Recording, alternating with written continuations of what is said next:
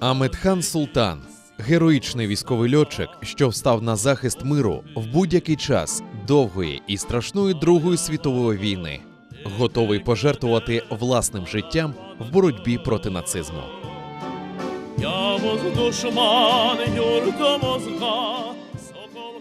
Аметхан Султан – двічі Герой Радянського Союзу, гвардії майор. Він нагороджений найвищими радянськими нагородами – 3 орденами Леніна, 4 орденами Червоного прапора, орденом Олександра Невського, орденом Вітчизняної війни 1-го ступеня, орденом Червоної зірки, орденом Знак пошани і 6 медалями – лауреат Державної премії.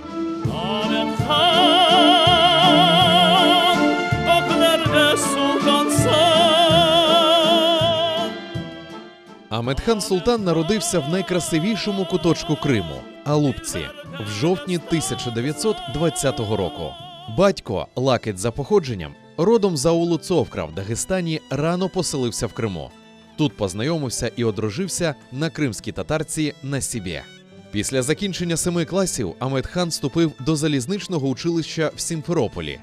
Потім працював слюсарем в залізничному депо і одночасно навчався в аероклубі, який успішно закінчив у 1938 році. Літо 1942 року. Сталінградська битва.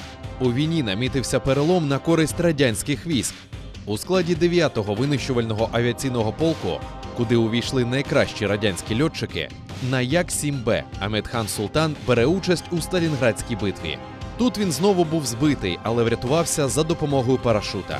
У жовтні 1942 року Аметхан Султан стає командиром 3-ї авіаескадрилії 9-го гвардійського винищувального авіаційного полку, в складі якого він воював до кінця війни.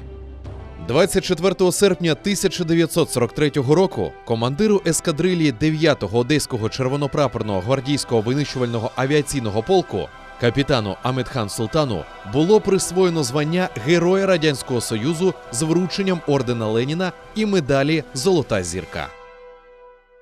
И что совершенно не характерно, в общем-то удивительно, он за свои воздушные подвиги получает 2 подряд звезды Героя Советского Союза. Это 43-й год и 45-й год. И в конечном итоге могло бы быть и больше. Другою золотою зіркою Героя Радянського Союзу гвардії майор Аметхан Султан був нагороджений 26 липня 1945 року. Всього за час війни він здійснив 603 бойових вильоти, провів 150 повітряних боїв. Офіційна статистика свідчить, що за роки війни Аметхан Султан збив 500 фашистських літаків. Насправді, їх було набагато більше. Аметхан їх просто дарував друзям-товаришам по службі. Він мотивував це тим, що ось у нього вже є зірка, а в інших – ні. Після закінчення війни льотчики-аси за розпорядженням Верховного головнокомандувача були спрямовані на навчання в академії. З серпня 1945-го Аметхан Султан став слухачем військово-повітряної академії в Моніно, Московська область. Проте в силу об'єктивних причин академії не закінчив. На початку 1946 року льотчик подає рапорт, в якому просить відрахувати його з академії. Рапорт був задоволений. В квітні 46-го року підполковник Аметхан Султан звільнений в запас. Однак жити без неба він не зміг. Повернутися до улюбленої професії льотчика було непросто. Виною тому була національність – кримський татарин. Лише завдяки активній допомозі бойових друзів в лютому 47-го року Аметхан Султан стає льотчиком-випробувачем Льотно-дослідницького інституту. За короткий термін він висунувся в ряди кращих вітчизняних випробувачів, успішно виконуючи найскладніші завдання. 1 лютого 1971 року Аметхан Султан вилетів на літаючій лабораторії, щоб випробувати новий авіаційний двигун, який містився всередині салону і випускався назовні за допомогою спеціального пристрою. Коли літак увійшов в зону випробувань і бортінженер почав опускати двигун, радист повідомив на землю про початок виконання льотного завдання. Це було останнє повідомлення, яке отримали від екіпажу. Літак впав в болото. До останньої миті екіпаж намагався врятувати машину, але безуспішно. Прославлений льотчик, гідний син кримсько-татарського народу Аметхан Султан загинув.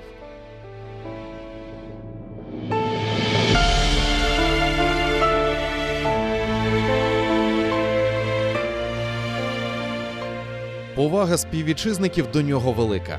Це пов'язано з тим, що в історичній пам'яті Амедхан Султан залишився патріотом кримсько-татарського народу, героєм в боротьбі проти нацизму. Більше, ніж Крим. Великі люди маленького народу.